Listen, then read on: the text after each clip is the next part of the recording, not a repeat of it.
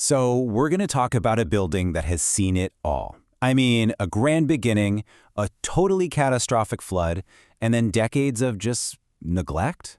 But now it's getting a second chance. We're diving into the story of the McLaughlin Building in Pueblo, Colorado. So that's the big question, right? How does something like this even happen?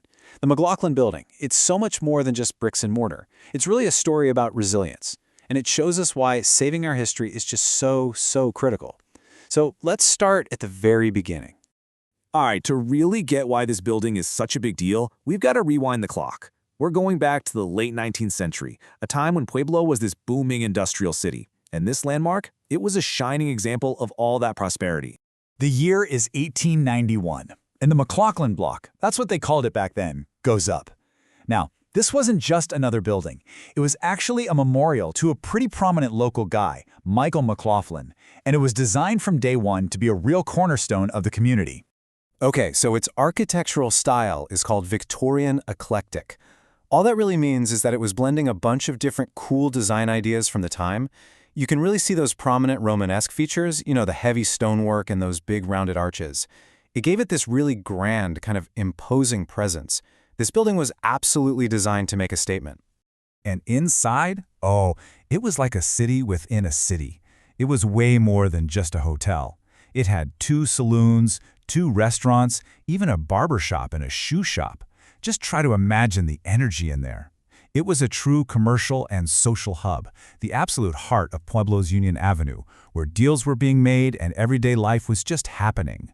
But for all that grandeur, the McLaughlin Building was about to come face to face with a force of nature that would physically and permanently change its place in the city. Yeah, this was the turning point.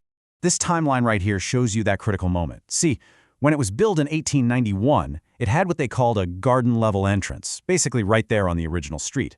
But then, in 1921, a totally catastrophic flood just devastates Pueblo. It buried the whole area in mud and debris, and the McLaughlin's entire original ground floor was just gone. This quote from the historical record just says it all. Never unearthed. I mean, think about that for a second. An entire floor of this bustling, busy building was literally entombed by the disaster. The original street level became this new, hidden basement, a time capsule sealed off for almost 100 years. So the city, it eventually rebuilt itself around this new higher ground level. And while the McLaughlin buildings survived, the flood really marked the beginning of this long, slow decline. Decades of neglect followed, and by the 21st century, it was facing a brand new threat: demolition. But, just when it seemed like it was lost forever, a little glimmer of hope appeared. By 2007, its condition was so bad that Colorado Preservation, Inc. put it on their list of the state's most endangered places. But you know what? That designation, it was a call to action. In late 2021, a new owner bought the property with a real vision for its rehabilitation. And just like that, its status changed from endangered to in progress. The tide had finally turned. Okay, but having a vision is one thing. Funding a massive restoration project, that's a whole other ballgame. So how does something like this actually get off the ground? Well, from a preservationist point of view, it's all about using a very specific financial toolkit. These right here are 2 of the most powerful tools we have in historic preservation. State historical fund grants, they provide direct money for the really critical stabilization and restoration work. And then you have preservation tax credits. These give the private owner a dollar-for-dollar reduction in their income taxes, which makes a huge rehabilitation project financially possible. Expert groups like Colorado Preservation, Inc. are absolutely essential for guiding people through this super complex process. So you see, saving the McLaughlin Building is about so much more than just one structure. It's really about reviving an entire historic district and strengthening the whole community's identity. And really, you can't overstate how important this place is. The building is considered a vital structure right in the middle of the Union Avenue Historic District, which has been on the National Register since 1983. Saving an anchor property like this doesn't just save one building, it revitalizes the entire district.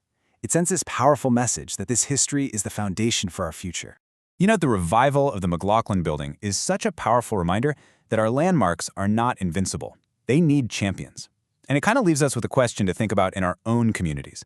What piece of your history is worth fighting for? What landmark is just waiting for its second chance?